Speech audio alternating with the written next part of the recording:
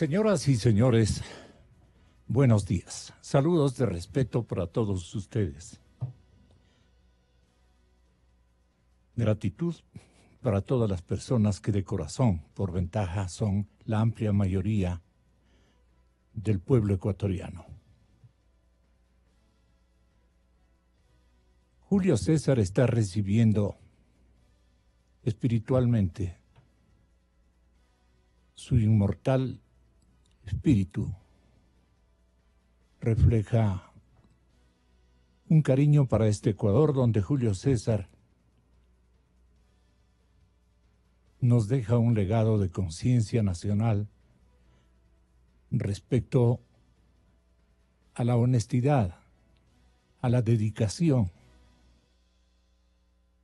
a la honradez, pero profundamente a la democracia, a la institucionalidad democrática. Ese es el legado que nos deja Trujillo Vázquez. Estamos durante las próximas horas ofreciendo desde nuestro lugar de trabajo al que hay que respetar todo el mundo, porque de eso vivimos, del trabajo honorable, el mismo que nos enseñó a practicarlo con dedicación y esmero, con responsabilidad social. El señor doctor Julio César Trujillo ha fallecido a los 88 años. Estuvo acompañado por su entorno familiar, por el entorno de ecuatorianos que estuvimos y estuvieron en el cumplimiento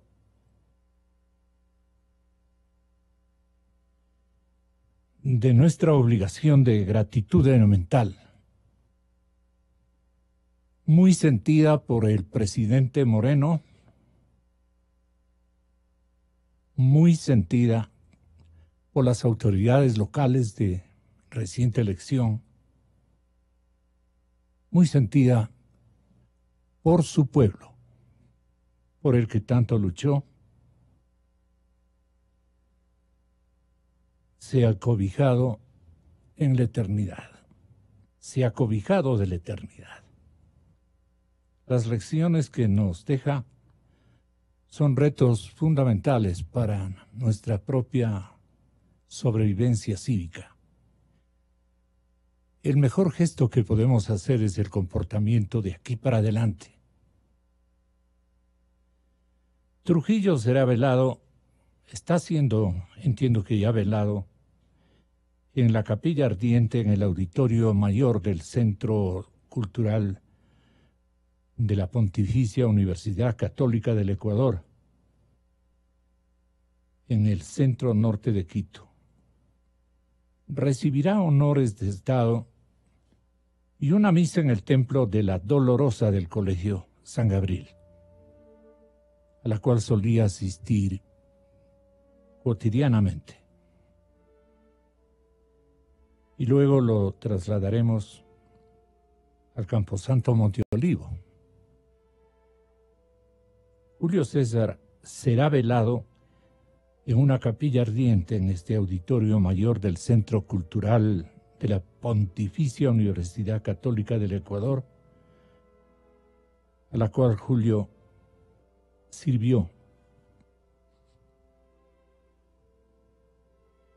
Recibirá honores de Estado y una misa en el templo de la Dolorosa del Colegio San Gabriel, antes de su traslado al Camposanto Monte Olivo.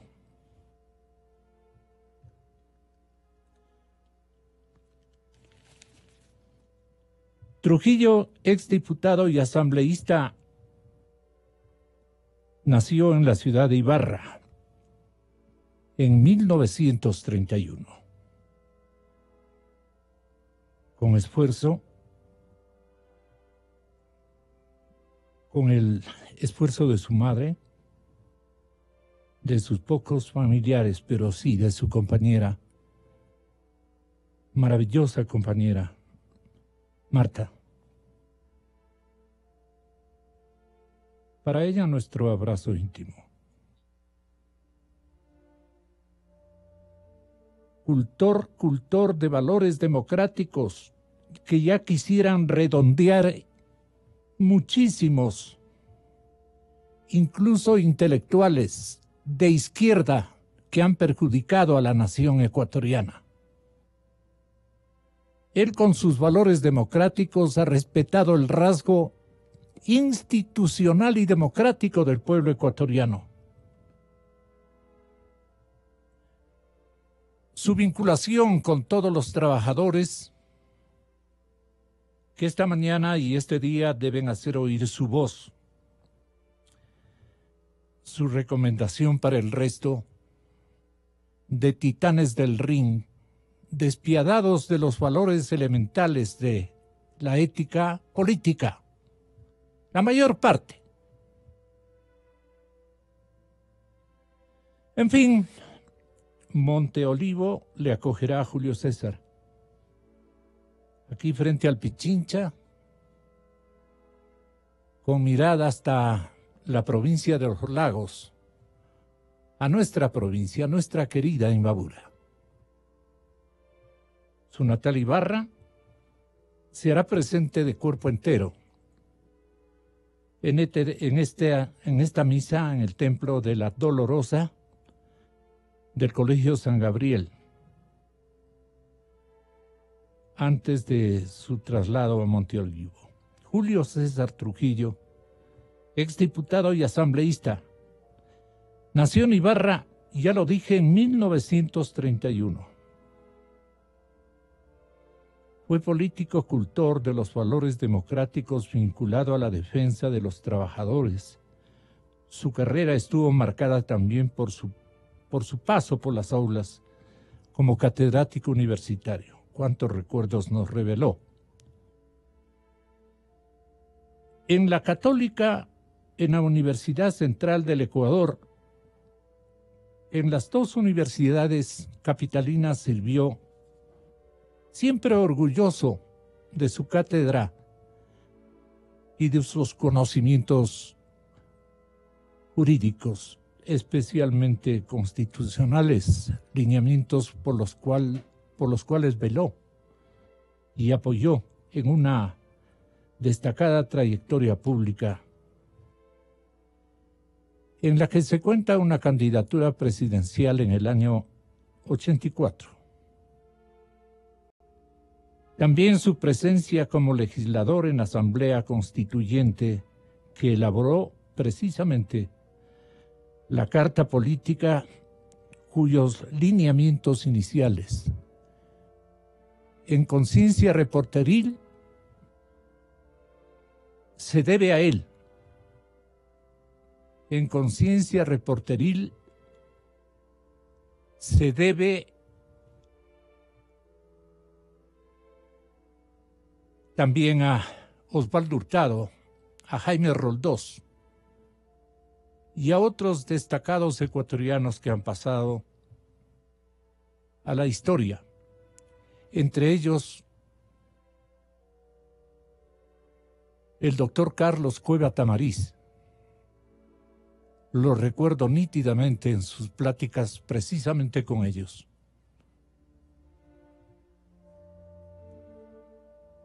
La candidatura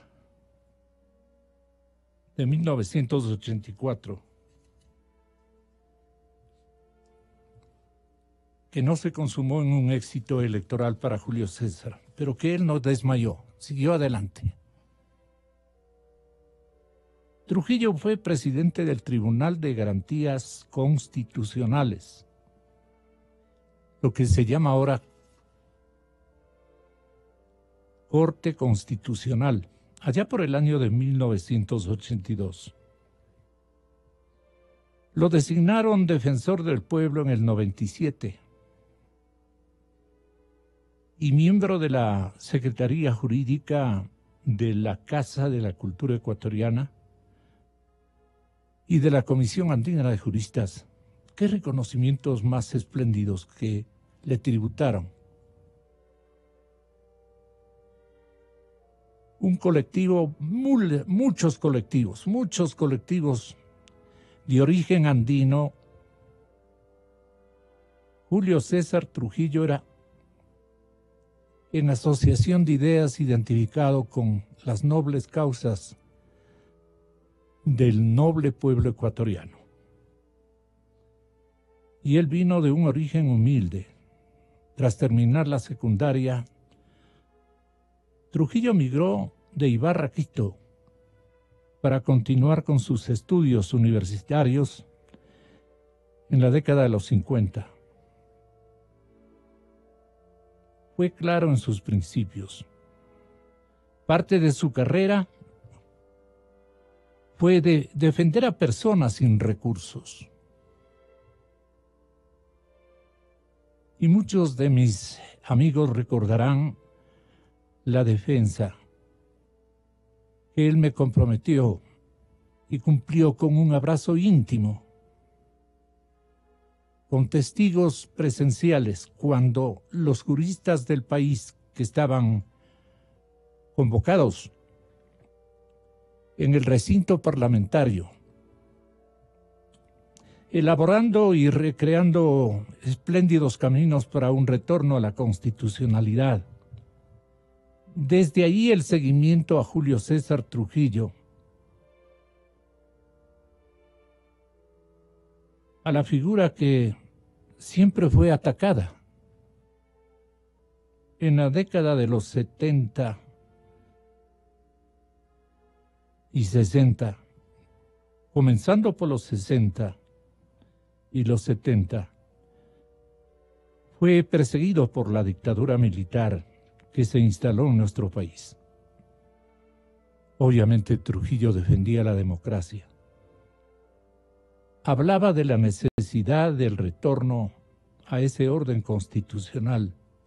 Producto de esa persecución, optó por internarse en la Amazonía por algunos meses. Tenía muchísima gente, nativos incluso, gente humilde, pueblitos pequeños que se comenzaban a organizar en la Amazonía ecuatoriana. Y desde ahí está la imagen de Julio César Trujillo, con su presencia en cada sector, en cada centro nativo, poblaciones realmente pequeñas.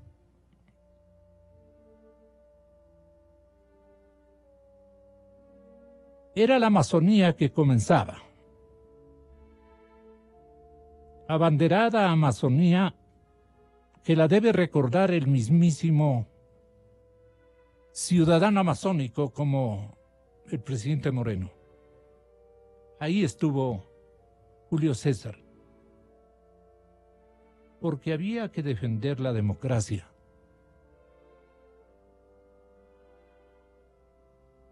Hablaba de la necesidad del retorno del orden constitucional producto de esa persecución y optó, vuelvo y repito, por internarse en Amazonía, donde fue acogido. Y su sonrisa resplandecía ante cualquier episodio de ingratitud permanente contra él. Pero él no desmayaba. Estoy recordando que fue miembro desde el año 2010 de la Comisión de la Verdad, con la hermana Elsie Monge, con Monseñor Luis Alberto Luna Tovar. Ustedes lo recuerdan a él también.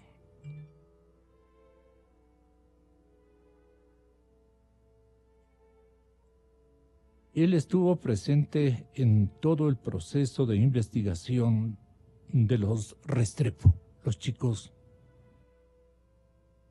a los que mataron los que ustedes conocen que lo hicieron.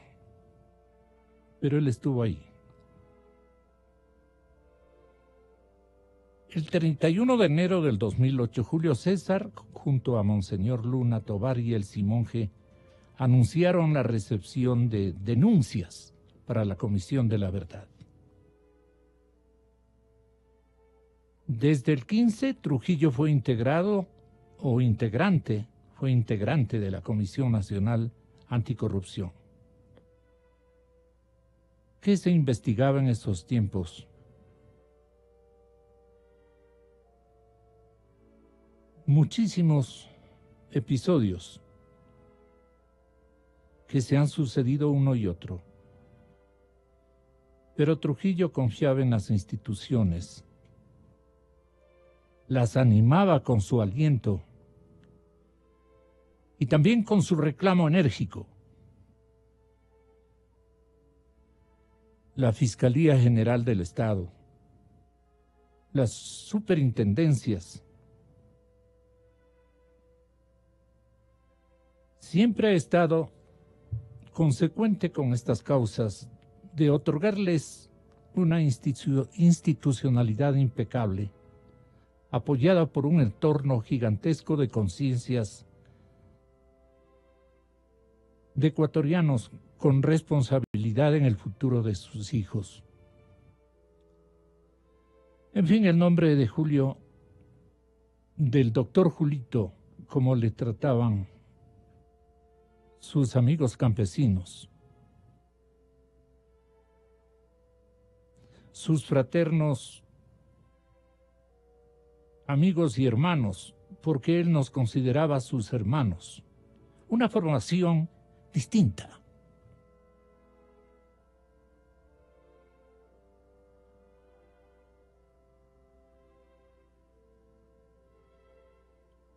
El jurista ibarreño no aceptó. Lo que sí aprobó fue encabezar la lista de la primera terna para conformar el Consejo de Participación Ciudadana transitorio, después de que en las urnas, en la consulta popular el 4 de febrero, ya estamos en estos días, del 2018, que han volado en los calendarios, los ecuatorianos aproban integrar ese organismo. La Asamblea Nacional seleccionó a Julio César Trujillo para integrar el órgano de transición. En la consulta, la mayoría de ciudadanos votó por cesar anticipadamente a quienes en ese momento eran los consejeros del Consejo de Participación Ciudadana elegidos en la era de Correa. El día de la elección de los consejeros del transitorio, Julio César obtuvo la mayor votación versus los 6 electos. En la primera reunión del transitorio, Trujillo fue electo presidente de esta noble institución que ha cumplido. En marzo del 18, tras asumir la presidencia de este consejo, preguntado en una entrevista por los cuestionamientos a su edad, hechos por Gabriela Rivadeneira, correísta, expresidente de esta asamblea de estos años, Trujillo pronunció una frase que francamente resume su vida. Él dijo: yo quisiera que ella llegue a mi edad y consiga que los ciudadanos le digan que es vieja pero honrada. Sí, yo soy viejo, pero la ventaja es que a mis 87 años no tienen nada más que decir que soy viejo. No pueden decirme que soy viejo y ladrón. Lo que puedo asegurarles es que no los traicioné. No solo porque somos hombres y mujeres de honor, sino porque a mi edad no tengo cómo manchar mi hoja de vida. Esto reivindicaba y señalaba permanentemente Julio César. En un año de trabajo en el Consejo, el doctor Trujillo lideró un proceso de reinstitucionalización del Estado en Ecuador, con el aval dado en la consulta de febrero del 2018. Políticos coinciden en que parte de su legado fue destituir de la dirección de órganos de control a exfuncionarios que estuvieron al servicio de los rateros y dirigir nuevos procesos de designación. Y con su voz nos alentaba y nos decía: se les puede criticar cualquier cosa, pero ninguna le critica ni por incompetentes ni por corruptos. Ser pluralistas en las opiniones públicas y sobre todo en las ideologías con las que se deben gobernar los asuntos del Estado. Algunos dicen, soy de izquierda, porque no colaboro con un hombre de derecha. Si es eficiente, ¿por qué no han de colaborar? Y si esto piensa hacer una obra que yo pueda hacerla, ¿por qué no han de colaborar para hacer la obra que el país necesita más allá de las ideologías? Aquí somos enfermos de ideología. Son de izquierda, en los discursos son tremendamente ideológicos. Son de izquierdas radicales, van a dar la vida por la izquierda. El momento que llega al cargo, demuestra que no han sido ni de izquierda ni de derecha, sino han sido corruptos. Correa me insulta de repente. Yo no tengo sin cuidado lo que diga Correa. A Ecuador le respaldan los correístas, que parecen ser cómplices, no siquiera partidarios de él, sino cómplices de él. Y los cómplices de un corrupto no merecen respeto. Pero si el pueblo ecuatoriano respalda a Correa para que vuelva al poder, ¿de qué se queja el pueblo ecuatoriano que piensa respaldarle a Correa para que vuelva al Ecuador? ¿Quiere que le roben? Bueno, pues elíjale a Correa para que autorice que le robe a usted. Entonces, pero no se queje mañana que le han robado. Diga, bueno, gracias, doctor Correa, usted ha cumplido mi deseo de que me robe. Yo no soy partidario de Morelos, señor Correa.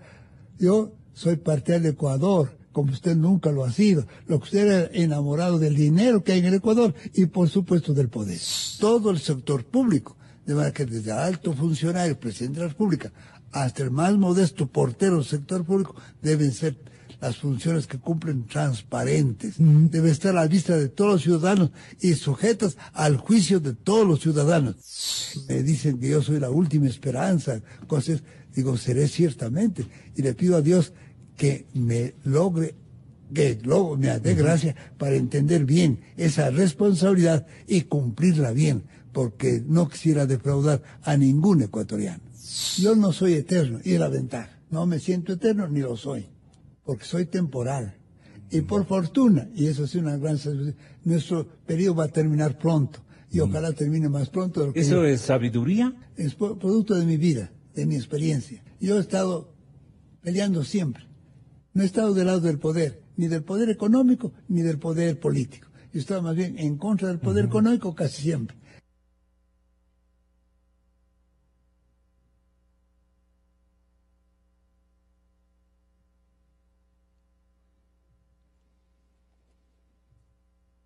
La democracia ecuatoriana, tenemos un fondito.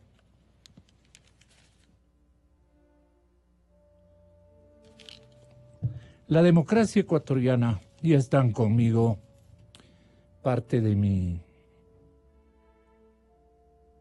mi elenco de ciudadanos que debíamos abordar desde hace algunos minutos el tema de la seguridad social. Pero preferimos hablar de lo que los rotativos nacionales han ubicado como debe ser. En sus primeras planas, la fotografía con temas elaborados por por esta inteligencia clara, por este conductor animado de las mejores virtudes cívicas, patrióticas y de honestidad. Nos deja como herencia a la política nacional ejemplos de honestidad y de patriotismo. El titular del Consejo de Participación Ciudadana y Control Social Transitorio para los ecuatorianos que se integran a la sintonización de este programa en su homenaje, improvisado y todo, pese a que estábamos o debíamos haber estado muy bien preparados. Pero el dolor nos aflige y tenemos que ubicarnos en nuestro andarivel de comunicar lo que este momento los mejores ecuatorianos o los mejores testigos de la obra de Trujillo Vázquez nos puedan decir en esta mañana.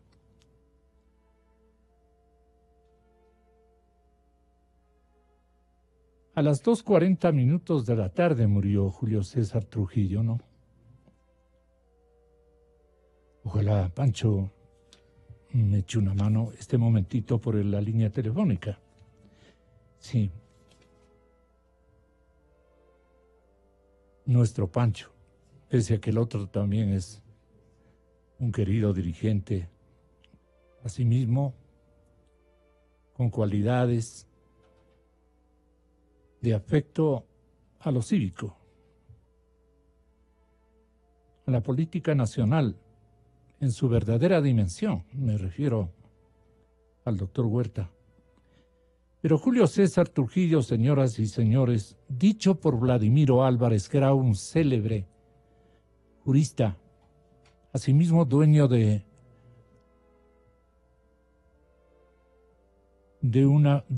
un protagonismo en el tránsito democrático del país, con algunas esencias, experiencias y protagonismo ejemplar. Vladimiro Álvarez Grau, otro hombre muy significativo en la historia de la democracia ecuatoriana, compañero de Julio César, compañero de ideas y de constancia en los valores cívicos, en la honradez, en la honestidad y en el patriotismo. Doctor Vladimiro Álvarez, muy buenos días tenga usted. Y la primera pregunta que le formulamos previa a su intervención, le formulamos a Francisco Rocha. Doctor Rocha, bienvenido Francisco, buenos días. Pregúntele, dígnese preguntarle al pueblo ecuatoriano, casi con actitud reclamante, a muchos sectores políticos que nos han defraudado en los últimos años, terriblemente, y a otros que debemos alabarlos y tenerlos en la mente presentes como señal ejemplar de concurrencia a la actividad más honorable que es la conducción política. Pancho,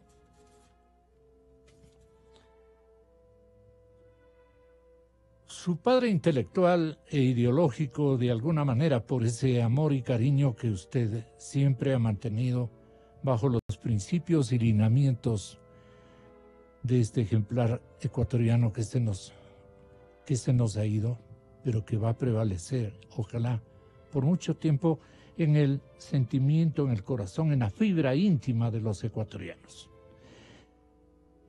Ojalá puedan conversar un minutito, Pancho. Un abrazo, Pancho. Vladimiro Álvarez le escucha en Guayaquil. Así le escuché y saludo a Vladimiro también, otro referente de la lucha y de la democracia en el Ecuador.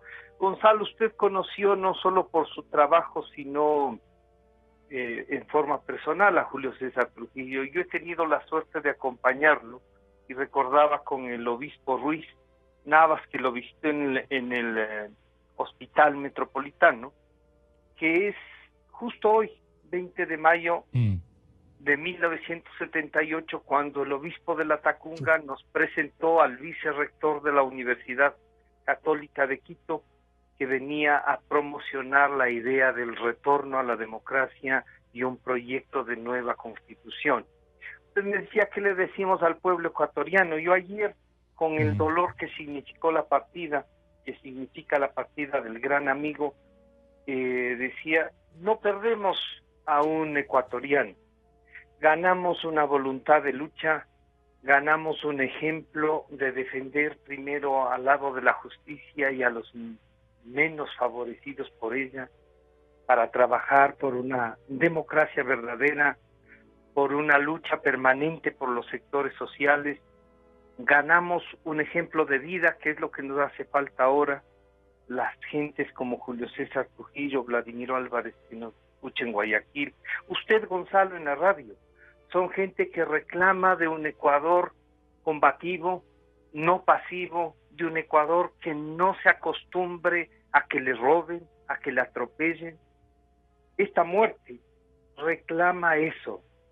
Julio César Trujillo nos está diciendo hasta el último día, no hay que cansarnos. Y como él me dijo el día lunes, y yo le decía a Julio César, hay que ir unos días de descanso, hay que salir de la ciudad. Y me dijo, no se olvide, Francisco, que el sábado vamos, pero vamos a la Tacunga, y nos vamos en su carro, porque iniciamos la recolección de firmas. Ese es el Julio César Trujillo que recuerdo, y el que me ha dado valor ya en este día lunes para seguir pensando en el futuro, Gonzalo. ¿Qué recuerda con Vladimiro? Bueno, con Vladimiro, fíjese usted, hemos tenido luchas, hemos discrepado, confrontamos, pero jamás era un tema personal. Vladimiro sabe que tanto Julio César como yo y otros, lo que buscábamos era una radicalización de la democracia. Y esa radicalización que significaba Julio César nos llevó a encontrarnos en muchas luchas. Son compañeros de lucha. Y yo creo que, al igual que con Julio César, el país debe aprovechar y debe de estas adherencias que hay que hacer también con Vladimiro, y hay que pedirle que sigan como acaba de hacer nuestro maestro y amigo Julio César Trujillo. Es que este país requiere de miles de impulsos de una revolución cívica. Y estamos recordando a nuestros líderes ausentes, inclusive, expresidentes de la República, inclusive. Perfil bajo no es silenciar una realidad que ellos coparticiparon y vivieron. ¿Perfil bajo para qué? Ese es el punto de controversia más importante, ¿no? Gonzalo, sí. Yo lo que le diría es el compromiso, más allá de lo que ya nos han dado, que es cierto, que lo podemos juzgar, los podemos valorar. Es verdad que no hay alguien que haya liderado el país que pueda retirar. Creo que tienen mayor compromiso, y las luchas las hemos visto así. Cuando recorríamos el país, cantón por cantón recorríamos con Julio César, no solo para constituir un partido, sino para que ese partido tenga una esencia de pensamiento, para que el mismo discurso y la misma visión de país esté en el Carchi, esté en Macará, esté en Guayaquil, esté en Manta, esté en Zamora, en Morona. Uno va viendo, ¿no?, cómo se constituyen, y esas luchas, le digo, Gonzalo, nos han permitido, sí, tener esta visión, y vamos a insistir en que esto tiene que cambiar. Esto tiene que además convocar a la juventud, Gonzalo. La juventud no puede ver de lejos lo que pasa a un país. Tiene que tomar conciencia de que además los valores, aquellos con los que nos han guiado desde la universidad, desde las casas, son importantes, Sí. hay que rescatarlos.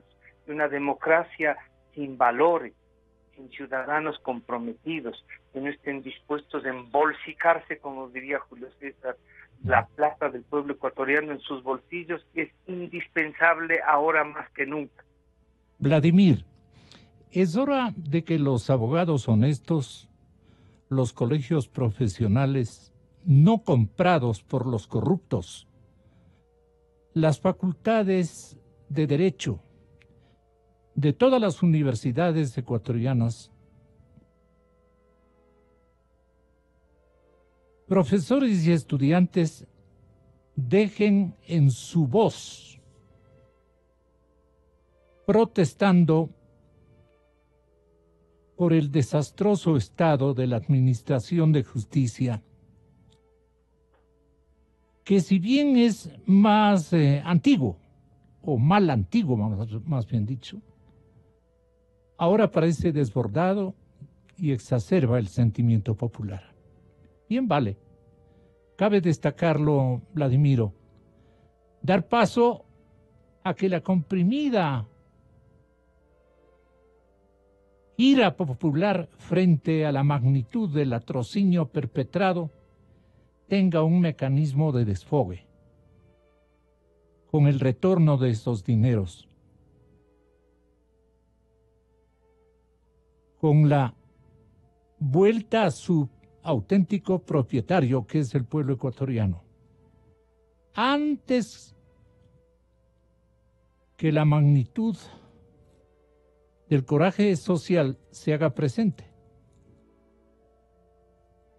Una bien organizada manifestación popular contra la corrupción robustecería grandemente las acciones tomadas por las autoridades de control. Dejaría ver respaldo público a su accionar y estimularía el propósito de volver a poner de moda la honradez, que es lo que más nos ha venido reclamando Julio César con su importante ejemplo. Perdone, doctor Álvarez.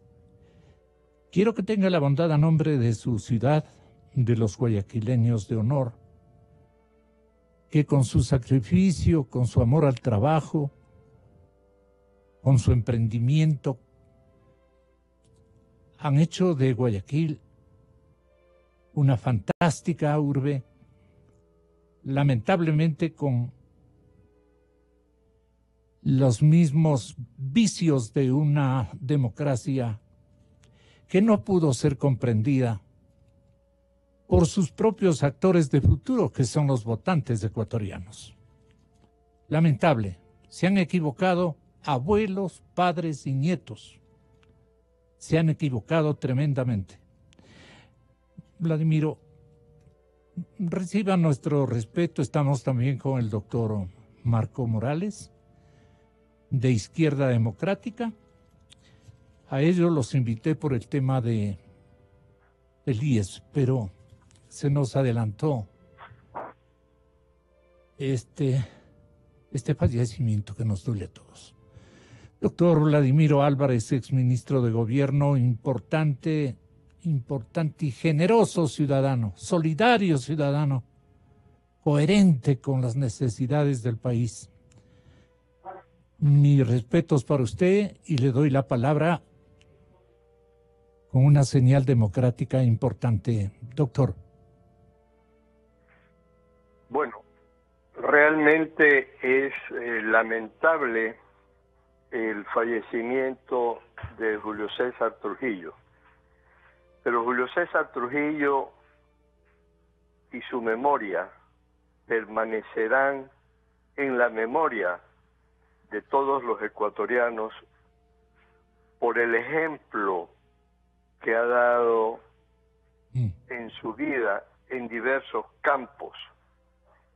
En el campo académico, a través de la enseñanza de principios y valores jurídicos fundamentales que debían primar en el ejercicio de la profesión de la abogacía, en el ejercicio de la función judicial para impartir justamente justicia.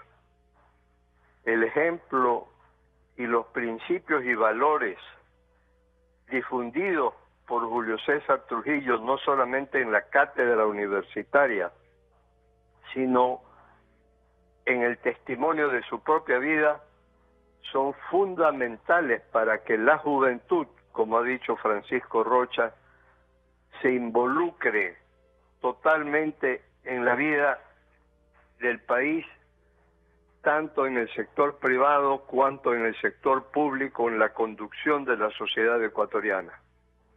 Julio César Trujillo, en el campo político, ha sido un ejemplo de lo que es la lealtad con una ideología clara y una solidaridad social permanente hasta el último momento de su vida, cuando ejerciendo la presidencia del Consejo de Participación Ciudadana y Control Social Transitorio, hizo esfuerzos y consiguió objetivos fundamentales para reinstitucionalizar este país que en la década perdida del gobierno de Rafael Correa perdió gran parte de los principios constitucionales fundamentales que debían regir la democracia ecuatoriana. En definitiva, Julio César Trujillo, en todos los campos en los cuales trabajó, dio testimonio de lo que tiene que ser la vida responsable de los ecuatorianos. Yo tuve la oportunidad de conocerlo y de trabajar cerca de él cuando, a partir del año 1980, fui incorporado a la vida política del país y luego a la vida partidaria de la democracia cristiana, democracia popular.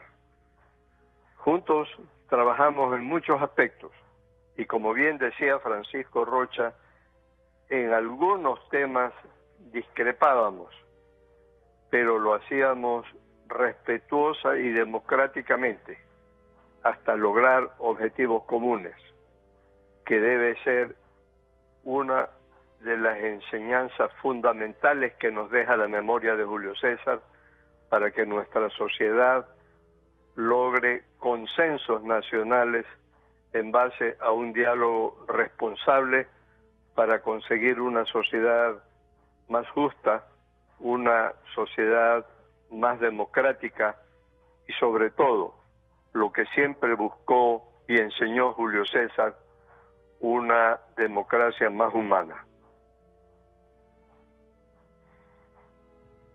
Gracias, doctor Vladimiro.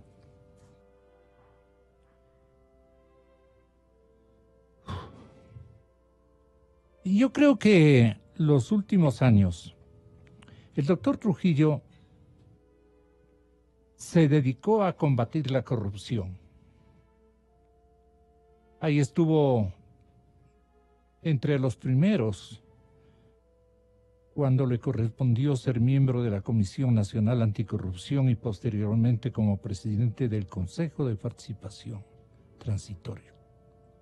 Un mandato originado en la consulta popular de 2018 para llevar a cabo un proceso que tocó a las estructuras de un poder que había cooptado todas las funciones del Estado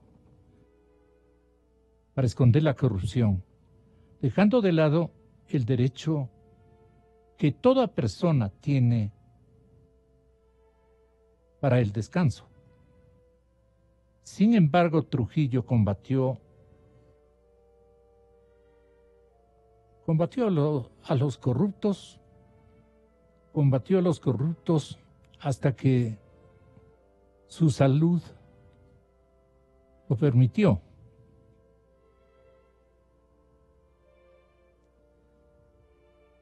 Sin cobrar remuneraciones, nos recordaba el historiador Germán Rodas en otro momento cercano a este. Horas antes de producirse el problema cerebrovascular, había escuchado con estoicismo los gritos destemplados de un grupo de fanáticos que cuestionaban su trabajo.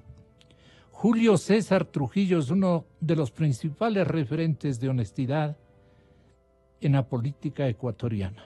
Y queremos decirle que haya paz en su tumba. Viejo, pero nunca ladrón ni corrupto. Palabras de Julio César Trujillo. Estamos con Marco Morales, estamos con Marco Proaño Maya. Marco Proaño, otro célebre ibarreño, pero imbabureño y ecuatoriano de cepa, igualmente de preocupado. Este momento ajeno a la política, pero intelectualmente con muchos dotes, apareciendo como reflejos de luz, de gran oratoria convincente y de afecto humano, que es lo que nos hace falta. Marco Proaño, Marco Morales. En orden de llegada, el señor doctor Marco Morales. Usted recuerda en los 70 y 80 la colisión que se configuró, doctor Morales, entre los primos hermanos que yo les traté alguna vez. Yo les decía que pertenecen a un andarivel ideológico más o menos parecido. De esto protestarán los naranjas y también los verdes.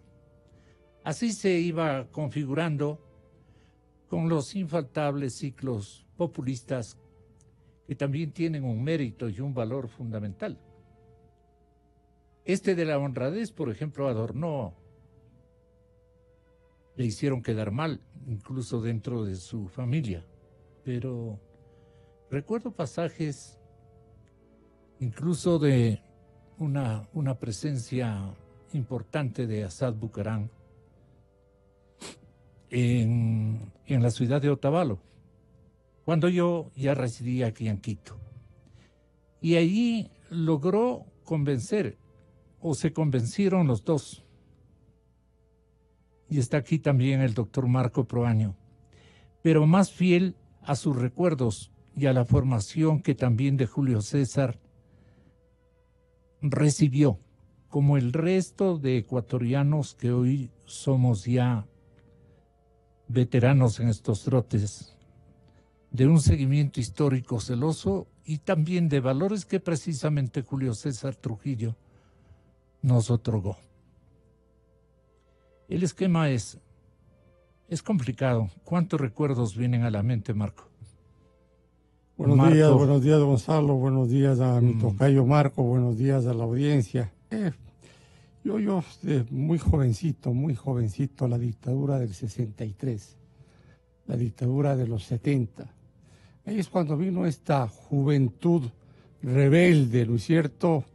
Esta juventud con una gran formación. Yo creo que Julio César ha sido uno de los políticos y demócratas mejor formados que ha tenido la patria. Ellos han dado ejemplo desde muy jóvenes de cómo hay que cultivar la vida. Y, igual que Marco y yo, fueron profesores, dejaron enseñanzas a sus alumnos.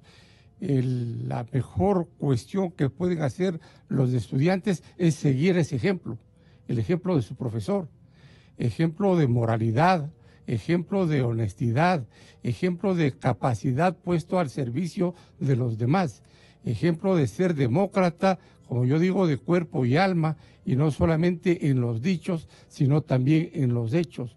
No solamente dar un discurso para después de los hechos señalar cosas totalmente contrarias. A Julio César hay que recordarlo así, hay que recordarle como un gran académico que en las cuestiones teóricas iba poniendo en su práctica. Julio César, como ustedes recordarán, empezó pues en el Partido Conservador. Luego estuvo en algunas luchas y refriegas con lo que mi coideario Rodrigo Borja decía, con los coruchupas reencauchados. Entonces salió de allí, ¿sí? Y fue a un movimiento que tenía un pensamiento mucho más progresista, que era el pensamiento de Julio César, un pensamiento vinculado con la realidad social y económica del país. Eso era el pensamiento de Julio César, pensamiento progresista, pensamiento de centro izquierda, y un hombre que al final de su vida llegó al cénit y nos ha dejado una tarea bastante bien hecha, pero inconclusa.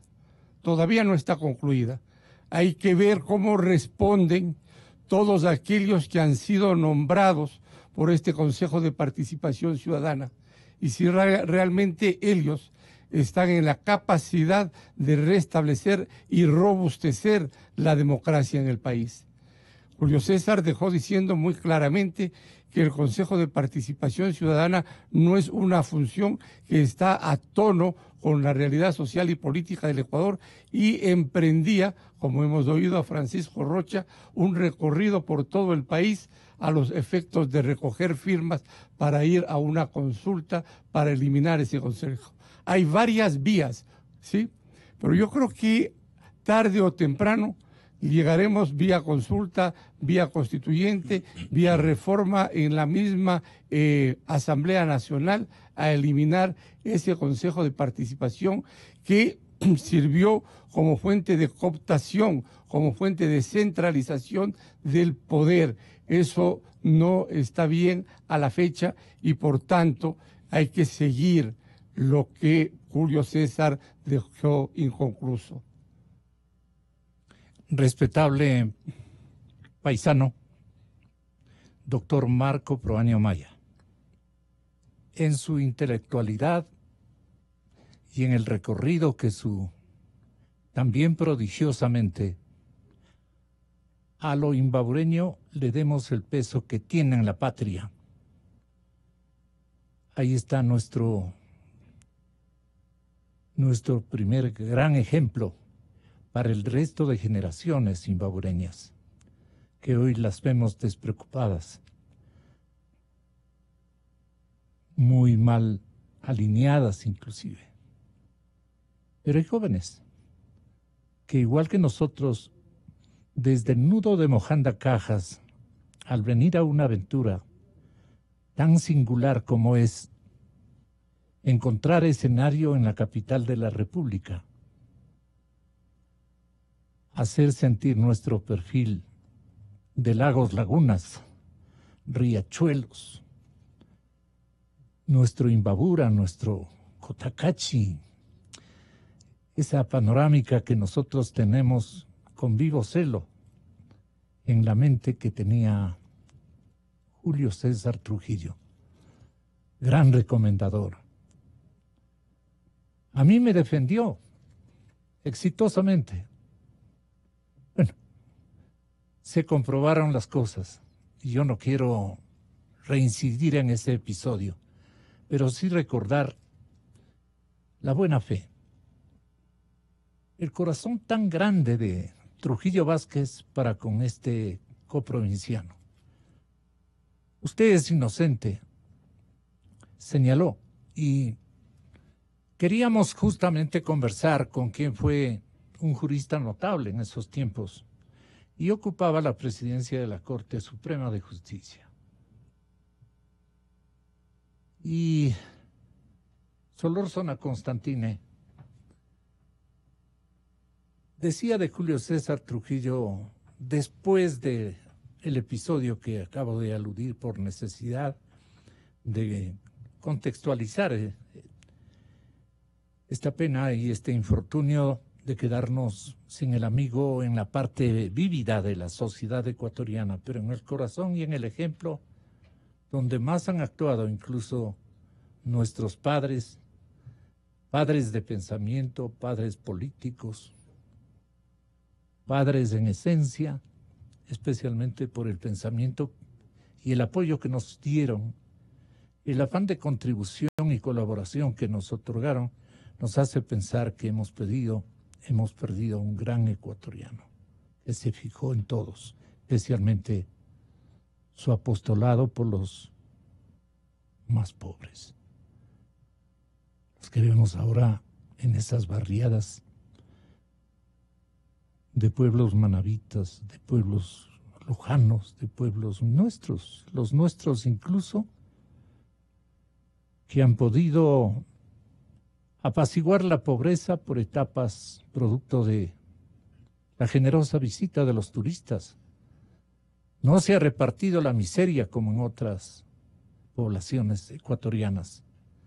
Debe haber sido con esa pena Trujillo Vázquez.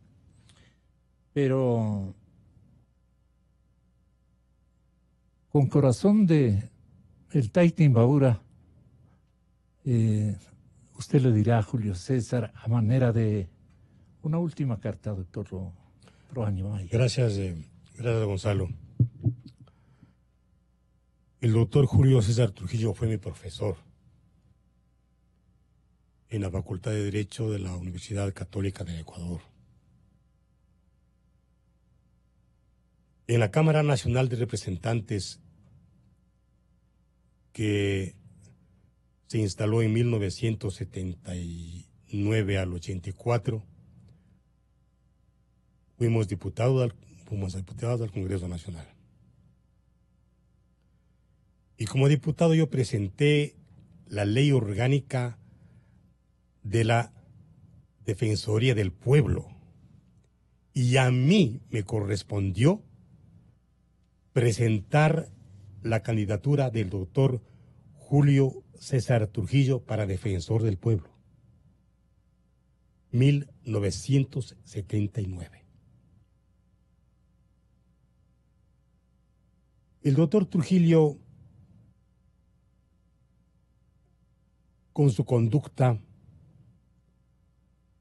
tomó decisiones con gran sensatez, con gran coraje, y no se amedrentó ante las circunstancias. Y eso dignificó a los viejos del Ecuador. Dignificó la presencia del adulto mayor en sus deberes con la patria. Quisiera rendirme mi homenaje cívico al doctor Julio César Trujillo y decirle que él fue un hombre leal, no a un partido político, no a un hombre, él fue leal a su conciencia.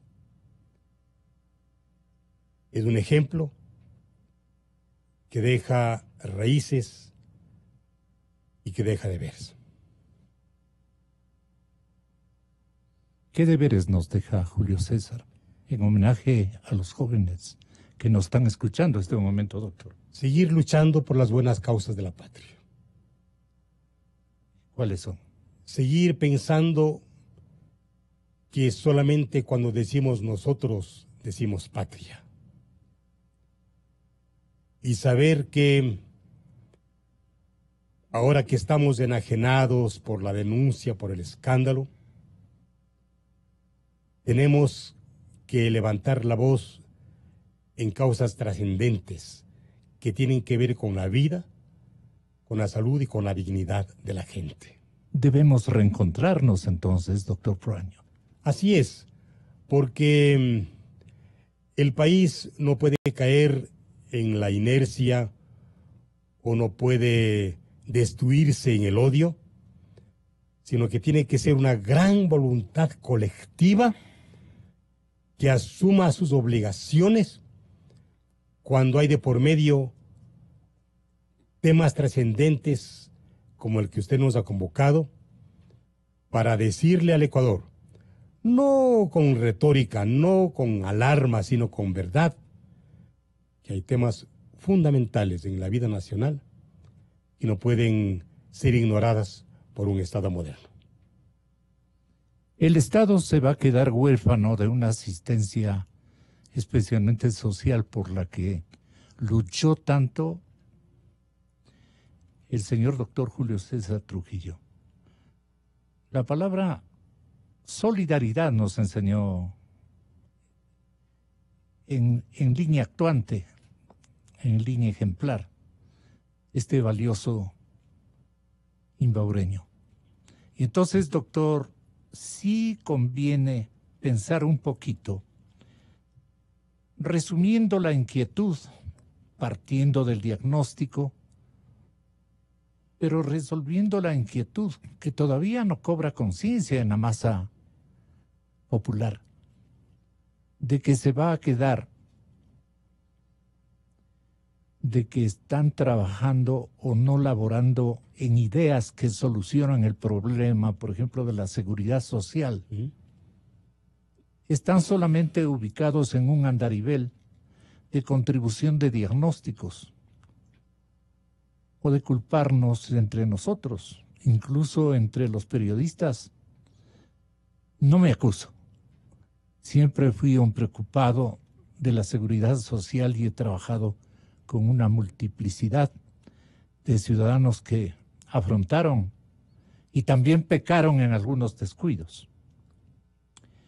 Nos descuidamos de la seguridad social. Y eso le preocupaba mucho al doctor Trujillo. Le preocupaba tremendamente. Porque el único canal de asistencia a una vejez tan terrible como esperan miles y miles de ecuatorianos que ya están en la praxis de un escenario tremendamente injusto y desagradecido. Porque todos los que hicieron por nosotros, incluso por nuestras generaciones, que estamos aproximándonos a los 70 y otros pasando los 70, ya somos ciudadanos que podríamos considerarnos experimentados, para no decir veteranos. Estamos todavía trabajando con una experiencia acumulada, que también es una herramienta formidable para seguir coparticipando en la creación de una nueva tendencia de ciudadanos ecuatorianos. Ojalá no adjetivizados por la política, sino por la obligación de contribuir con pasos honorables, siguiendo el ejemplo de Julio César Trujillo, que desde que nació hasta que murió tenía estos mismos discursos. Este es el Ecuador de gente honesta, no de pícaros ladrones, que los que nos gobernaron los 10 últimos años. Y lo digo porque ya me consta. ¿Usted ha verificado ahora? Claro, ya vamos a ir con las denuncias de la corrupción de las gentes a las que hemos cesado. El país va a decir que se han portado bondadosos estos del Consejo Transitorio. Porque por esto también debieron cancelarlos, destituirlos hace tiempos y mandarlos a la cárcel durante el gobierno de Correa, que se decía un gobierno democrático. Que desaparezcan las instituciones políticas en un gobierno. Al gobierno debería darle vergüenza y no presentarse fuera del país, sino con la cara escondida, porque avergüenza el que un gobierno democrático haya extinguido las organizaciones políticas. Que eso haya ocurrido en Chile, en el Chile de Pinochet. Bueno, pues Pinochet era Pinochet y él mismo se reclamaba dictador, pero aquí un gobierno democrático extingue los partidos políticos y de eso se vanagloria un loco. Solamente quien está perdiendo la cabeza puede ser, se vanagloríe de actos antidemocráticos que deberían avergonzar a cualquiera persona que no haya perdido la razón. Alguna vez le dije a Correa, salgamos a pasear nosotros tranquilamente, usted sin guardaespaldas y yo sin guardaespaldas, sí, por las calles de Quito, y veamos quién nos aplaude y quién nos pifia a usted o a mí. Nunca me contestó él, como nunca contestaba a los desafíos que se lo encaraban. Él me insultaba después que era viejo, que era no sé qué cosa. Pero si él me propuso que sea procurador del gobierno de él, no le acepté porque había conflicto de intereses. Sin embargo, él me propuso, después de decir, presidente, no le voy a aceptar este cargo porque hay conflicto de intereses. Nos quedaríamos escuchándole. Muchas gracias. La palabra, doctor Proaño. Así era el pensamiento cotidiano incansable. ¿Qué le dijo usted al final cuando las cosas parecían orientarse? Porque usted fue en algunas ocasiones a visitarlo. ¿Qué le ha atrapado más bien en su vida intelectual, en su vida tierra viva, que usted le maneja con tanto, como un desafío cotidiano, animando a las masas y a los jóvenes, animándonos a los profesionales a continuar con el calibre que Trujillo nos ha ofrecido durante toda su vida? ¿Qué hay que, en definitiva, rescatar de los credos, del espíritu, de la valentía, de la constancia y de su amor a los pobres? Mire, yo compartí con el doctor Julio César Trujillo en un acto académico en la Universidad Católica, en la Facultad de Derecho, y compartí un pensamiento de Norberto Bobbio, diciéndole que el Ecuador se siente enaltecido porque un viejo ha hecho lo que no podían haber hecho otros. Y le dije que Norberto Bobbio señala y dice: yo soy de la vejez ofendida, porque vivimos una sociedad en la que importa más la innovación que la memoria. Vivimos una sociedad que ha hecho de los hijos migrantes y de los viejos náufragos solitarios en una sociedad fragmentada. Y le dije: usted como yo somos orgullosamente provincianos. Yo soy un hombre que todavía me asombro con el monte y la laguna, y que me encanta escuchar aires de mi tierra.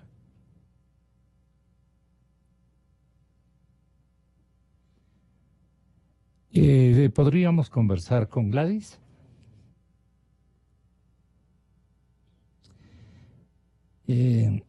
Marco, ¿qué nos quería decir como preocupación trujillista respecto de la seguridad social? Aunque usted es un naranja convencido, pero no estamos para colores, sino para sentimientos y verdades. Vamos a ir en los pensamientos, ¿no? Yo no le vi a Julio César en una defensa frontal de la seguridad social, ni mucho menos, pero su pensamiento, ¿sí? Lo que usted decía hace un rato, la solidaridad, como no quisiera que todos los ecuatorianos seamos personas que tengamos cuestiones mínimas que nos permita vivir mejor. Eso habla de los temas de la seguridad social. La solidaridad, que yo digo, tiene en mi visión tres puntos muy fundamentales.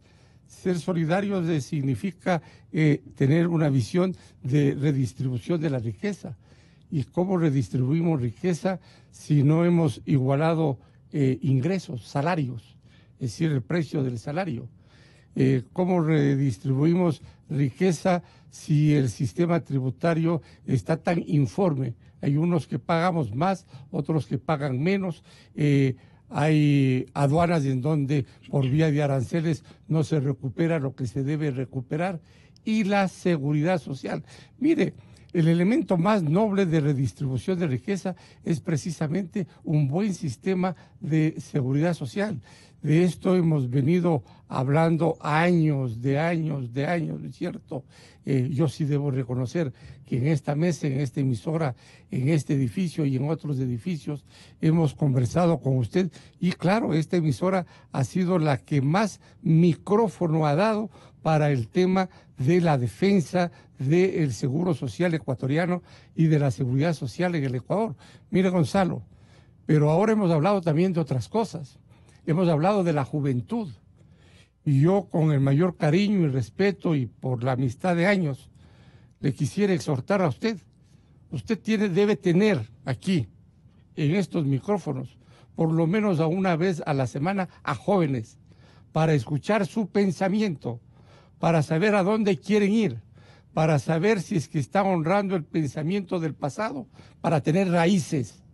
Y con ese pensamiento del pasado están tratando de innovar cosas para tener futuro, porque de lo contrario el país puede correr riesgos en los que nosotros, en base del ejemplo de Trujillo, no quisiésemos avanzar. Quisiésemos que el país tenga orgullo, que tengamos autoestima, que sepamos cultivar nuestros valores culturales para saber de dónde venimos y hacia dónde queremos ir.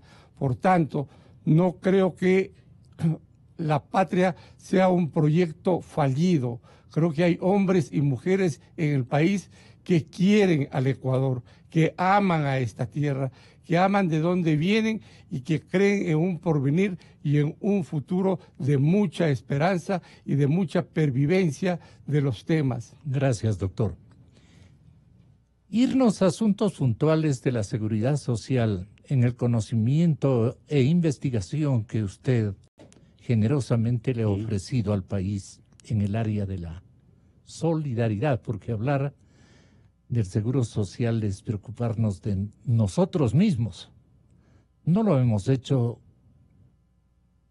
salvo el conjunto de esfuerzos intelectuales que he logrado reclutar a estos micrófonos en el tiempo. Pero no hemos sido leales y nuestros hijos no están este momento pendientes de lo que vaya a ocurrirle a la institución solidaria, en la que todos ponemos algo para que otros, en una mecánica, en un esfuerzo de repagar o de contribuir o de solidarizarnos con la suerte de los veteranos que nos ofrecieron todos en su vida activa, nos ofrecieron todos sus mejores empeños. Pero ¿qué ha impedido, doctor Proaño, con su pensamiento siempre vivaz, investigativo? ¿Qué han sintonizado nuestros jóvenes para haberles decepcionado en más o menos unas 5 generaciones de ecuatorianos que no logramos entenderles por qué estos chicos o a estos hombres todavía infantiles no se adhieren al drama que estamos viviendo, especialmente en el comportamiento de las masas urbanas en contra de las masas que aún quedan en el campo, de donde buscan fugar en vez de políticas psicosociales en primer lugar para concientizarlos de que es la tierra la que ellos tienen a su lado, la que podría darles enormes fortunas para su situación económica de ahora, enormes riquezas, reacomodar su situación. Pero mire usted los políticos urbanizados también, un Ecuador rural sin líderes, un Ecuador rural que huye a las ciudades y los vemos allí coparticipando de barriadas repletas de pobreza y de carencias de todo orden, especialmente de empleo. ¿Cómo explicarnos esto? Una cosa tan que ocurrido en otras naciones también de nuestros países andinos, especialmente, doctor Praño. Sí, Gonzalo, los jóvenes deben entender, los jóvenes deben aceptar que nuestros desafíos, que nuestras luchas por los jubilados, por los derechos del adulto mayor, es también una lucha por ellos. Porque ellos en el proceso inexorable de la vida, un día van a ser viejos. Y la lucha por los viejos de hoy es la lucha por los jóvenes del mañana, que serán viejos. Y deben entender que la seguridad social es una política pública, que no solamente le interesa al Estado, le interesa a la sociedad civil y le interesa a la ciudadanía. Mire, datos oficiales dicen que este año, 2019, el IES necesita de $4.825 millones para pagar pensiones de jubilación.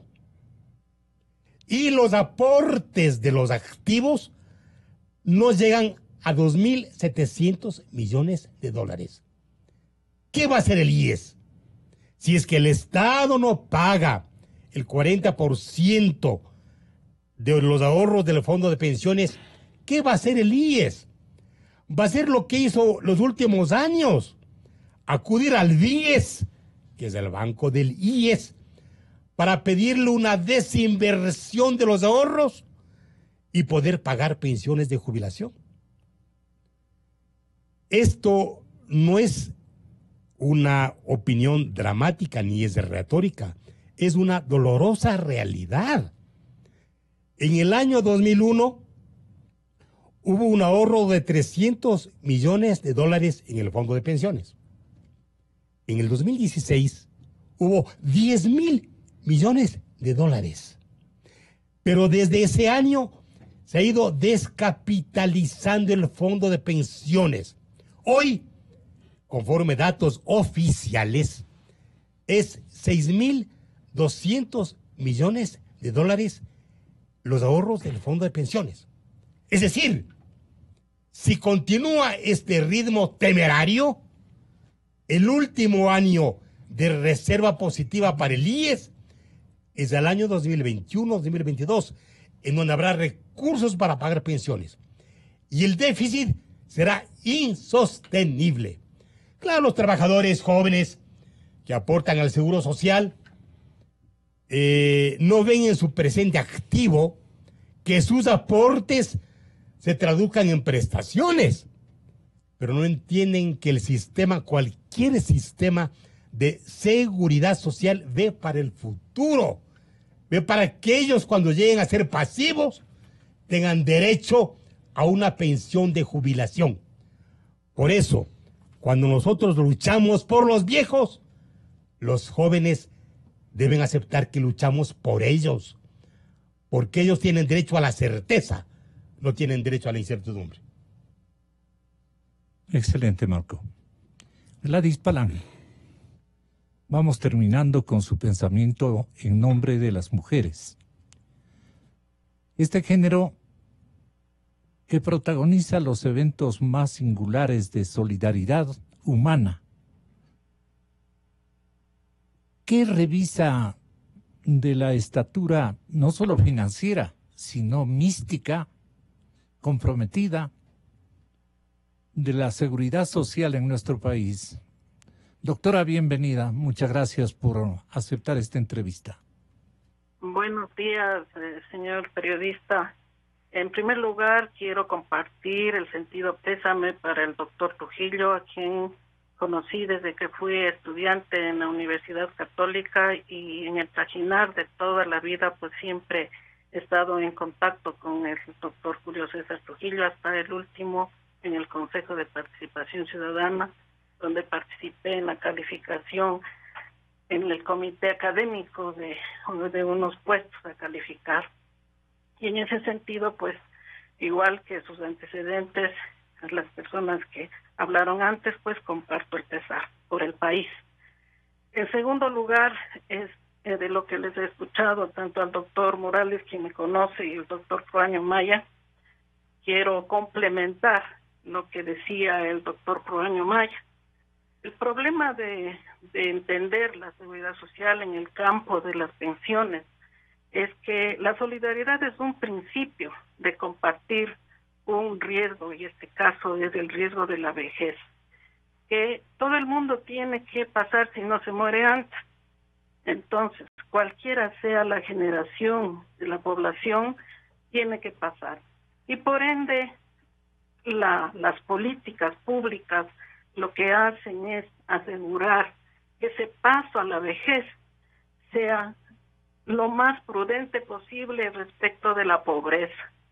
Porque lo que las políticas públicas en este campo deberían prever es que los jubilados sean personas tratadas conforme es en la tercera edad, con la consideración del caso, y que no lleguen a ser pobres.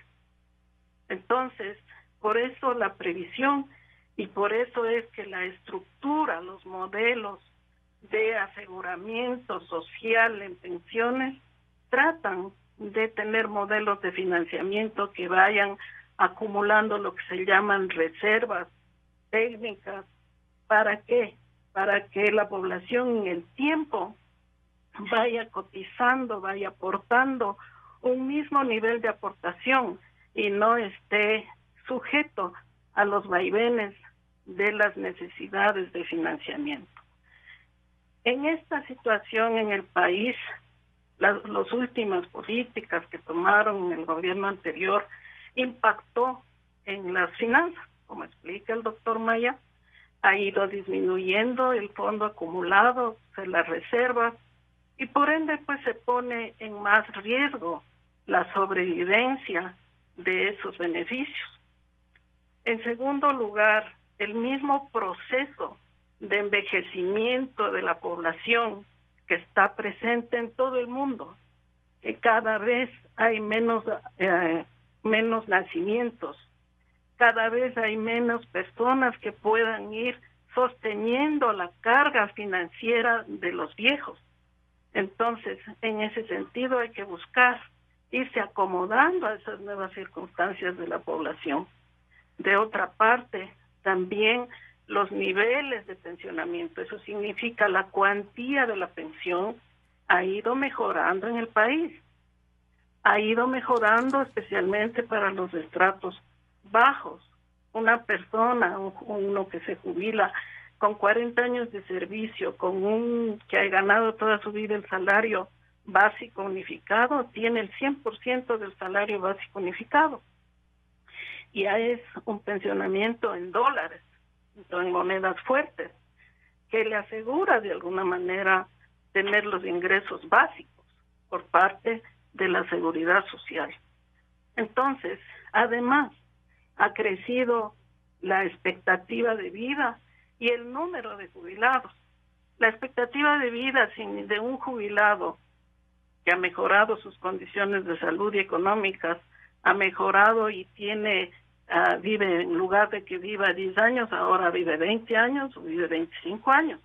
Entonces, la seguridad social tiene que prever que tiene que mantener el nivel de vida a través de ese pensionamiento por más años de vida y a mayor número de pensionistas. Entonces, todos esos factores amerita a que la sociedad y los gobiernos que están de turno tienen que pensar en que hay que buscar las políticas públicas que aseguren ese sistema. Hay montones y varios modelos que aplican en el país. Nosotros tenemos que buscar el que se acomode a nuestra realidad. Nuestra realidad, desgraciadamente, sí es afectada por otras circunstancias que son las macroeconómicas y las de empleo. Nuestro país no es un país que tenga una economía formal impresionantemente alta. Tiene una economía formal media, digamos, porque el 40% de la población está afiliada. El 60% de la población económicamente activa está en el subempleo o en el desempleo. Entonces, esas formas de trabajo no ayudan a un sistema como el que está diseñado en la seguridad social. Entonces, ese es otro problema que hay que considerar hacia el futuro. ¿Cómo mejoramos? Porque aquí no necesita solamente mejorar el modelo de seguridad social, sino el modelo de empleo y de trabajo. Y ese modelo de empleo y de trabajo necesita un modelo de inversión para el país. Y las otras condiciones son las condiciones fiscales, que desgraciadamente ahora, dado que no se han constituido reservas, más bien se han deteriorado las reservas, significa que toca pensar también cómo el Estado progresivamente en el tiempo, cuando van creciendo toda esta carga financiera, tiene que soportar el 40%, que tiene que ser financiado a través de los impuestos, que son la forma como el Estado tiene sus ingresos. Entonces, esa es otra consideración macroeconómica que hay que ir analizando. Nosotros, la población, debemos hacer entender a la población que no hay que asustarse a tener que enfrentar análisis y políticas públicas que aseguren el sistema. Tenemos que ser conscientes que cada vez se necesita irse actualizando, digamos, a nuestras nuevas condiciones de vida, de nuestras nuevas condiciones sociodemográficas que tiene la población. Igualmente, en la situación de salud, es una cosa parecida, porque usted podrá compartir conmigo de que las condiciones de salud, cuando la población vive más, significa que son más exigentes. Las enfermedades catastróficas son más frecuentes. Imagínese. La tecnología que se necesita para atender esas enfermedades son más caras, necesitan más especialidades.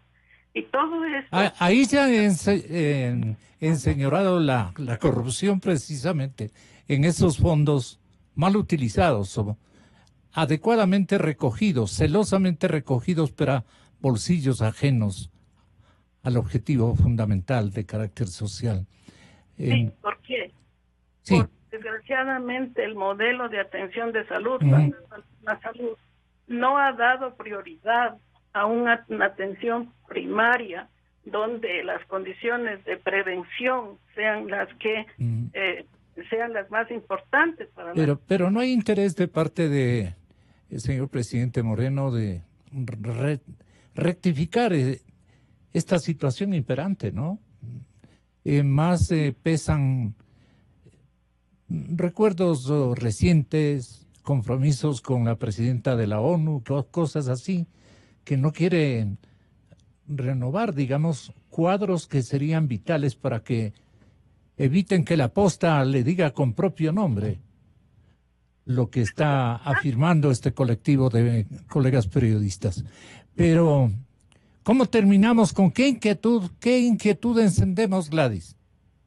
Bueno, para nosotros, ciudadanos, en especial para los que de alguna manera se conoce la temática, deberíamos continuar con esa lucha. A través, al menos yo sigo en la mesa de estudios de la seguridad social tratando de concientizar sobre las necesidades de la reforma, sobre las necesidades de actualizar a las nuevas condiciones sociodemográficas de seguridad social, buscando el modelo más adecuado en un consenso. ¿Usted tiene algo que proponerle en cuanto al esquema, al modelo? Yo, en cuanto a pensiones, pienso que deberá haber un régimen de transición para que se mantenga las condiciones actuales. Tiene que actualizarse la edad de jubilación y tiene que tener una cuantía de la pensión acorde a lo que sea la nueva realidad de los aportes de los afiliados. En segundo lugar, el tema para las nuevas generaciones, que son las que van a enfrentar el tema de tener menos personas que le soporten la carga financiera. Haga cuenta que una persona de 30 años ahora va a tener en 30 años futuros 60 años. Eso significa en el 2045 o 49. Usted puede ver las condiciones de la población ecuatoriana en el año 2049. Van a haber un nacimiento por cada familia a lo mejor, porque ahora hay 2 nacimientos por cada familia. Y me van a entender fácilmente al comparar con una estructura familiar de generaciones. Usted, por ejemplo, sus padres tuvieron en general, en promedio, unos 7, 8 hermanos. Usted tuvo 5 o 4 hermanos. Sus hijos tienen 2 o 1 hermano. Y los futuros tendrán a lo mejor 1 hermano.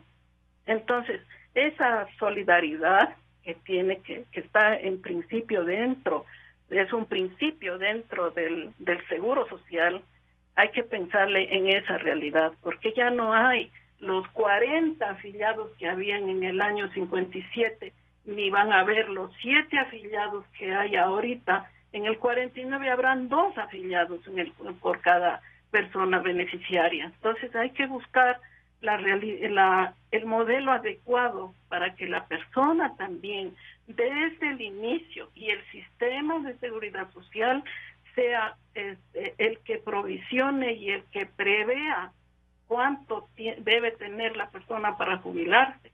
Y en ese sentido esos recursos sean, digamos, sagrados y bien invertidos con la responsabilidad que debe tener el Estado para no permitir que metan las manos cualquier persona y no importa, esta plata se necesitará cuando tenga en el 2050, yo mientras tanto puedo hacer lo que quiera con ese dinero. No, tanto el Estado como las personas tenemos que pensar en nuestra vejez, todo el mundo. Entonces, para que el Estado piense en la vejez y tenga también sus respaldos a efectos de enfrentar a toda esta población, también tiene que hacer sus ahorros. Entonces tienen que los gobiernos ser mucho más conscientes de la responsabilidad social que tiene con la vejez y con la salud. Tiene que orientar, en el caso de la salud, un modelo que prevea las enfermedades y no que esté dedicado a un modelo de atención hospitalaria donde las inversiones que se necesitan o los contratos son inmensos y entonces pues ahí vamos con los recursos y saque de donde saque el dinero para hacer esas inversiones. En eso están. Entonces, así es. Entonces, eso no puede seguir. No puede seguir. Jorge Madera no puede seguir. Gladys Palán, sabiduría a todo costa. Pero esperen un instante, solamente con Jorge Madera. ¿Cuál es la aritmética que funciona en la retentiva del ex director y economista de profesión, Jorge Madera? La experiencia que ha venido usted acumulando de la marcha deteriorante de la institución más solidaria de nuestro esquema de previsión social. Esta es la cosa, estamos enfrentando en cortísimas expresiones. ¿El señor economista Madera tiene cifras? Muy buenos días a las personas que están en el panel, mi querido amigo Marco Praño, el doctor Marco Morales y a ti, mi estimado Gonzalo. Saludos a Gladys. Miren, estimados amigos, sí, los números que se juegan en la seguridad social a vista y paciencia del país realmente son preocupantes. Los fondos de la seguridad social cada vez se van deteriorando.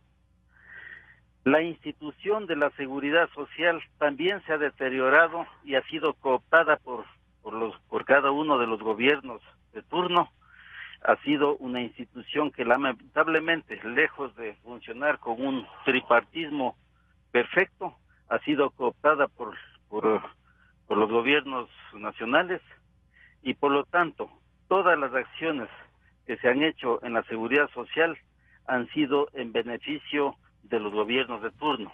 Estas cosas hay que decirlas, porque si es que la institución de la seguridad social, que está destinada a garantizar la protección social de cada uno de los trabajadores, más bien ha estado destinada a garantizar las estabilidades económicas y también ser caja chica y además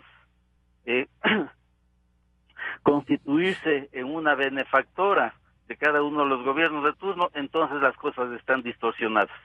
Lamentablemente eso es así. Nosotros creemos que la seguridad social en este momento tiene que ser rediseñada en su totalidad. De eso se trata la reforma. ¿Qué tiempo tiene la seguridad social para intentar resucitar, pero con un empeño drástico de estos días? No quisiéramos llegar al tiempo del año 2000 en que los fondos de la seguridad social prácticamente se agotaron y además se vieron afectados por la dolarización. Eso fue terrible. La institución de la seguridad social tuvo que ser intervenida. Creemos nosotros que todavía tenemos un margen de maniobra. Creemos que todavía los fondos pueden ser recuperados. Creemos que todavía se pueden hacer cosas, pero estas cosas, mi estimado Gonzalo, estimados amigos, tienen que ser hechas a tiempo. No podemos esperar a que estemos en el hoyo nuevamente. Eso es lo que nosotros sostenemos. Los números no dan. Si tú me preguntas, Gonzalo, ¿para cuánto tiempo? No te podría decir para cuánto tiempo, pero el tiempo que duren los fondos. Pero la alarma se encenderá con mayor peligrosidad y vigor en el 2000 ya cercano. ¿Qué 2000? Caramba, de acuerdo. Complicado, ¿no?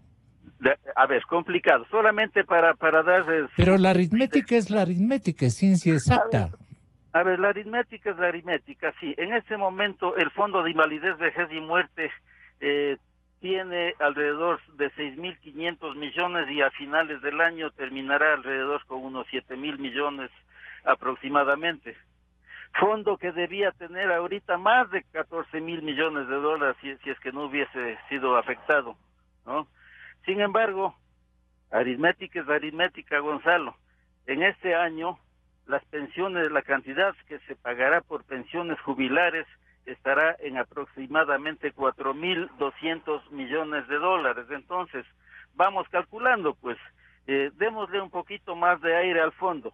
Durará 3 años, 4 años, 5 años, pero eso no es pertinente en un sistema de seguridad social que debe estar destinado a garantizar en el largo plazo el bienestar de las personas mayores. Si hablamos del Fondo de Salud, la cosa sí está terrible. El Fondo de Salud está, valga la pena la redundancia, está desfondado, está desfinanciado. El Estado le debe dinero, no hay esperanzas de que le pague. Como ha dicho la economista Gladys Palán, el sistema de salud del IES está entregado a una matriz eminentemente curativa. Ahora sabemos que se está intentando empezar o iniciar con un tema de preventiva salud. Ojalá así sea, lo hemos conversado con el doctor Granda, ojalá así sea. Pero mira, el tema es que son golpes de timón que tienen muy largo aliento, muy larga respuesta, es decir, el timón tienes que empezar a girar como en un transatlántico, 50 kilómetros antes para que el barco empiece a girar. Las respuestas que tiene un sistema de esta naturaleza son sistemas demorados, son respuestas demoradas, perdóname. Entonces, ¿cuáles son las acciones que se deben tomar en este momento? Son acciones de cortísimo plazo, primerísimo en el sistema de salud, empezar a reducir los ingresos por donde existan fugas, ¿no? Sin que esto signifique destruir las prestaciones. Las prestaciones tienen que ser garantizadas, uno no puede fallarle a la población. Sin embargo, todos sabemos que en el sistema de salud del IES, la verdad es que hay mucho despilfarro, hay mucha corrupción, hay gastos que no se deberían, hay exceso de personal, hay descontrol en el expendio de las medicinas y hay una serie de inversiones que no se las debe seguir haciendo. Para poner un ejemplo, en lugar de construir un monstruo de esos de hospitales que puede costar 100 millones de dólares, quizá con 100 millones de dólares se avanza a hacer por lo menos unas 500 unidades médicas de barrio donde a los adultos mayores se los atienda con dignidad cerca de su casa. Ese es el tipo de acciones que se tienen que hacer. Ya conversaremos, Jorge. Te agradezco mucho por este aporte. Muy buenos días.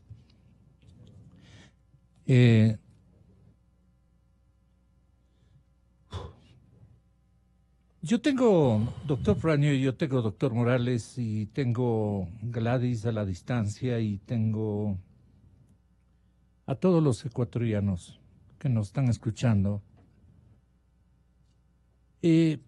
Tengo dos recelos, el del IES y tengo uno que me apena transmitirles. El arma informática es un arma despiadada y formidable para el uso de quienes van a seguir haciendo de las suyas en las cuentas alegres que se van a producir nuevamente en el próximo evento electoral. El fraude informático. Mucha gente ingenua considera que el uso de computadoras en los comicios es un adelanto y que sus resultados son inobjetables. Estoy recordando, Bill Gates es una de las figuras del pensamiento político más ilustradas de estos tiempos. Y este señor dice que no cree en el voto electrónico. Por inseguro, por decirlo menos. Escalofriante es el augurio que yo tengo para una repetición de un fraude electoral en el país. Están desesperados. Puede pasar cualquier cosa. Y se van a alterar resultados. Se alteraron ya resultados. Eso está más que comprobado. Se crean votos virtuales, Marquito.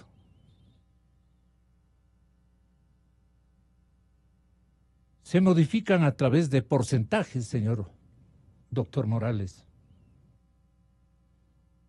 Y al crear votos virtuales, se va a modificar directamente los porcentajes al no existir la posibilidad de un recuento físico del escrutinio. Esto es lo que nos ha venido pasando, pero se han pasado de listos. Y este Consejo Nacional Electoral, una tragedia. Y es hora de que haya un reparo, porque de lo contrario vamos a ingresar a un camino sin retorno de descomposición de la credibilidad. Un breve, no análisis, sino un breve pensamiento o exhorto para esta dimensión que debe ser la segunda que debe mantener en el espíritu de los ecuatorianos este Ecuador de estas fechas. Marco Morales, con su venia, Marco Praño. Gracias, Gonzalo. Solamente quiero concluir unos temas respecto de la seguridad social que son muy importantes y muy puntuales. Yo quiero retomar lo que decía Marco Proaño. Miren, si es que el gobierno nacional no honra la deuda que formalmente tiene con el IES y la deuda que moralmente tiene con el IES, porque desde el 2015 no dejó de aportar 1.200 millones de dólares que sumado ¿Por a la orden falta de quién?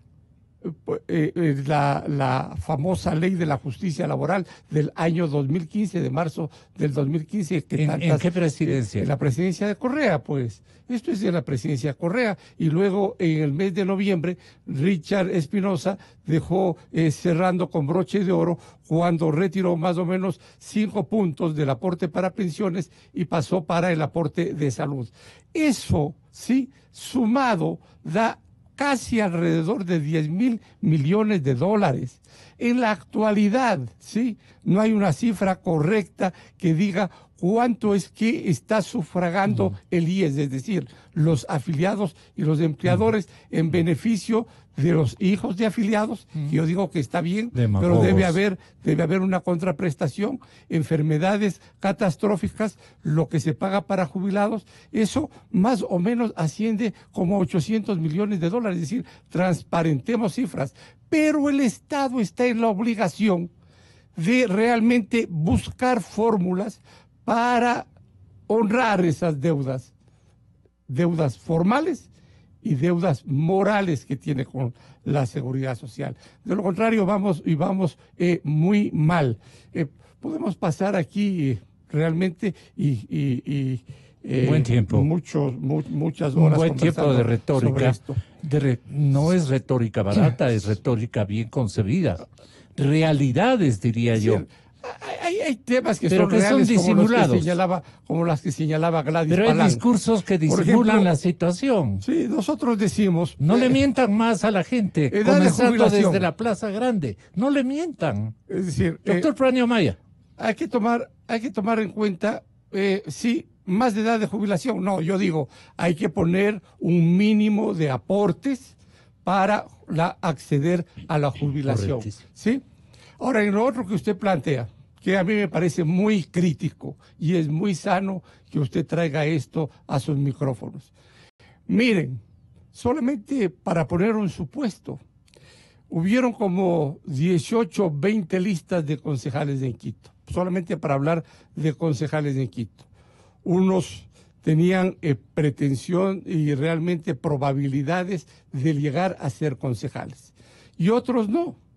Cuando esos otros no ponen mayor empeño en saber qué está pasando en el control electoral, es decir, en ver que no anulen su voto en la mesa, primera cosa. Segundo, el tema informático. Pues, cuando yo subo al tema informático, pongo un algoritmo que me puede ir sorteando y quitando un poquito a todos y subiendo un buen número a otros. Y entonces esos otros a los que se sube un buen número llegan a tener mayores escaños. ¿Eso es ganar? No, eso es fraude. Y eso es lo que nosotros, los ciudadanos, reclamamos al Consejo Nacional Electoral, de que se haga una auditoría con veeduría informática, no nacional. Hay que traer técnicos del exterior a que realmente revisen qué es lo que pasó durante el proceso electoral. Pero está la señorita Tamaín. Doctor Pranio. Mire, Gonzalo, usted le daba espacio para hablar de las redes sociales. Y en las redes sociales hubo una agresión colectiva en contra de las declaraciones del señor presidente del Consejo Directivo del IES respecto a la edad para jubilación. Mire, lamentablemente un país debe respetar las leyes. Un país debe ser gobernado por las leyes. Las instituciones no pueden someterse a las necesidades del poder. Las autoridades de las instituciones como el IES no deben pedir permiso para aplicar las leyes. En la actual norma de la Ley de Seguridad Social, artículo 185, último inciso. Anóteme este número. 185, último inciso, que usted lo puede comprobar. Dice, cada 5 años tiene que revisarse obligatoriamente la edad para acceder a la jubilación. Nadie ha respetado este mandato. Ni los gobiernos de turno. Repítalo, si es tan que amable. Cada 5 años tiene que revisarse obligatoriamente las auditorías, la edad para acceder a la jubilación. Nadie ha cumplido esta norma. Entonces, ¿para qué sirven las leyes? Las leyes tienen también que respetarse, tienen que de auditorías cada 5 años, como menos. Claro, Lo que pasa es que hoy sería menos traumático hablar de la edad para jubilación si se respetaba el artículo 185. Usted tiene razón. Claro. Seguro. ¿Por qué? Porque la expectativa de vida ha cambiado la realidad demográfica de nuestros países. Y entonces nosotros pensamos que tiene que haber imaginación en las autoridades del IES. Por ejemplo, el famoso fondo de reserva. Debe haber una reforma a la ley para que no pueda mensualizarse. El fondo de reserva no es del IES, es de los trabajadores. Cada empleador tiene la obligación después del primer año de darle al Seguro Social un sueldo. Entonces tiene que acumularse el fondo de reserva para que sea administrado por el IES y bien administrado con buenas inversiones, tener rendimientos para fortalecer el fondo de salud y el fondo de pensiones. Le despido con un abrazo. Gracias, Gonzalo. Muchas gracias por todo. Santiago Basabe, Enrique Ayala Mora. Enrique Ayala Mora, Santiago Basabe, dos intelectuales para analizar el legado de Julio César Trujillo. Inicio de espacio promocional y publicidad.